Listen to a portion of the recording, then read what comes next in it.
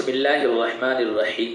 خلافت راشدہ کے دوسرے تاجدار سیدنا عمر فاروق رضی اللہ تعالی عنہ کا معمول تھا کہ وہ رات میں گشت کیا کرتے تھے اور اپنی رعایا اپنی پرجا کے حالات معلوم کرتے تھے۔ ایک مرتبہ اپنے معمول کے مطابق رات میں گشت کرنے کے لیے نکلے۔ ساتھ میں تھے حضرت عبداللہ بن مسعود رضی اللہ تعالی عنہ۔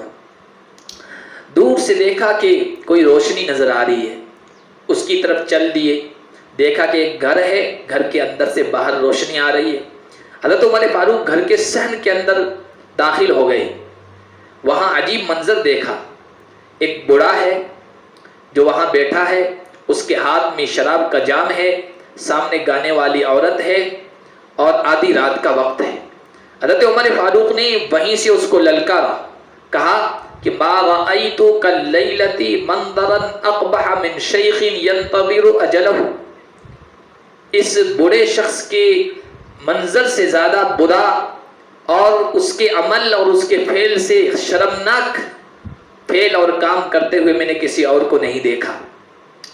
آدھی رات کا وقت ہے، بڑھاپا ہے اور یہ شخص شراب و کباب میں مست گناہوں کا بوجھ اپنے سر پر لادے ہوئے جا رہا ہے، حالانکہ قبر میں اس کے پاؤں لٹکے ہوئے ہیں۔ اس بوڑھے نے حضرت عمر رضی اللہ تعالیٰ عنہ سے کہا کہ امیر المومنین، جو کام میں کر رہا ہوں بلا شبہ گناہ ہے، بہت برا ہے، لیکن جو آپ نے کیا وہ اس سے بھی زیادہ برا ہے، خطرناک ہے۔ آپ نے تجسس کیا۔ تجسس کا مطلب کسی کی ٹوہ میں لگنا، کسی کے پیچھے پڑنا اور اس کی کوئی کمی تلاش کرنا، حالانکہ اسلام نے تجسس سے منع کیا ہے، وَلَا تَجَسَّسُوا۔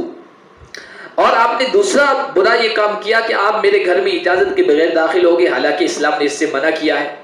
جب اس بوڑھے کا یہ جواب سنا تو حضرت عمر رضی اللہ تعالیٰ عنہ نے کہا بالکل تم سچ کہہ رہے ہو، اور وہاں سے روتے ہوئے نکلے اور زبان پر یہ الفاظ تھے ثقلت عمر امہ ان لم یغفر له ربہ یجد هذا كان یستخفی به من اہل بیتہ فیقول الآن رآنی عمر فیتتابع فی۔ اگر عمر کا رب عمر کی اس غلطی کو معاف نہیں کرے گا تو عمر کی ماں اس پر روئے، یعنی بہت بڑے نقصان کی بات ہے۔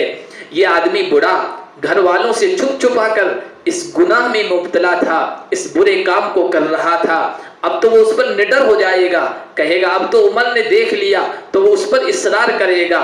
اس لیے کہ جب آدمی دیکھ لیتا ہے کہ مجھے غلط کرتے ہوئے کسی نے دیکھ لیا ہے تو اس پر پھر اس راستے پر آگے چلتا رہتا ہے، اصرار کرتا ہے۔ یہ آدمی اس کام سے پہلے حضرت عمر رضی اللہ تعالیٰ عنہ کی مجلس میں آیا کرتا تھا، لیکن اس کے بعد ڈر اور خوف کی وجہ سے اور شرم کی وجہ سے مجلس میں آنا چھوڑ دیا۔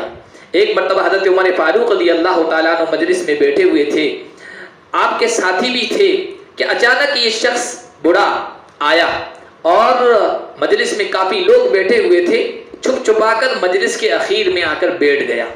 حضرت عمر رضی اللہ تعالیٰ عنہ کی نظر پڑ گئی، لوگوں سے کہا کہ اس شخص کو ادھر بلاؤ میرے قریب۔ لوگوں نے اس سے کہا کہ آپ کو حضرت عمر اپنے پاس بلا رہے ہیں۔ وہ شخص کہنے لگا اسی سے تو میں ڈر رہا تھا، اسی لیے چھپ کے بیٹھا ہوں آخر مجلس میں۔ لیکن حضرت عمر نے کہا، حکم دیا، وہ شخص جا کے تھوڑا قریب بیٹھ گیا۔ حضرت عمر نے کہا اور قریب آ جاؤ، پھر قریب گیا۔ حضرت عمر نے کہا اور قریب آ جاؤ، اس کو قریب کرتے کرتے اپنے ساتھ بٹھا لیا، پھر کہا کہ کان میرے قریب کرو۔ اس بوڑھے نے حضرت عمر رضی اللہ تعالیٰ عنہ کے قریب کان کیا۔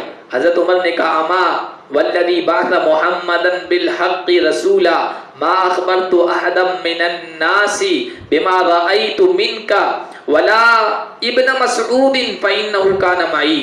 دیکھو سنو، جو میں نے اس رات تمہاری برائی کو اور تمہاری غلط حرکت کو دیکھا تھا، اس ذات کی قسم جس نے محمد کو سچا رسول بنا کر بھیجا ہے، لوگوں میں سے میں نے کسی کو اس کے بارے میں نہیں بتایا ہے، یہاں تک کہ ابن مسعود میرے ساتھ تھے ان کو بھی میں نے نہیں بتایا ہے۔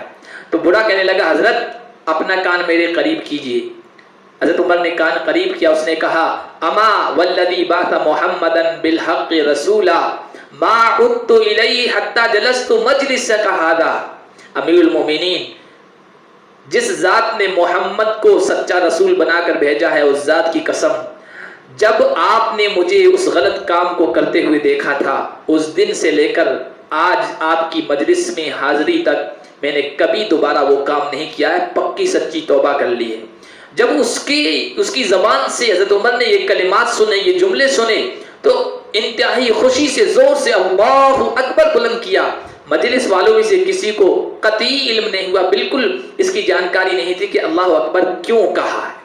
یہ ہے ایک مسلمان کی پردہ پوشی۔ اس کی کوتاہیوں پر اس کو گناہ کرتے ہوئے دیکھ لیا تو اس پر پردہ ڈالنا، اس کو چھپانا۔ یہ واقعہ حضرت کاندلوی نے حیات الصحابہ میں بیان کیا ہے اور کنز العمال کے حوالے سے روایت کیا ہے، بیان کیا ہے۔ آج ہم کسی کو غلطی پر دیکھتے ہیں، کسی سے غلطی ہو جاتی ہے، خطا ہو جاتی ہے، انسان ہے چاہے کتنا بڑا کیوں نہ ہو، غلطی ہو ہی جاتی ہے، اس کے ساتھ ایسا رویہ اپناتے ہیں کہ وہ مزید غلطی پر، خطا پر اور گناہ پر اصرار کرتا ہے، اور ایسی روش اپناتے ہیں کہ پھر راہ راست پر آنے کے امکانات کم ہو جاتے ہیں۔ اللہ پاک ہمیں صحیح سمجھ، صحیح فہم اور سوچ عطا فرمائے اور مسلمانوں کے گناہوں پر پردہ پوشی کی توفیق عطا فرمائے۔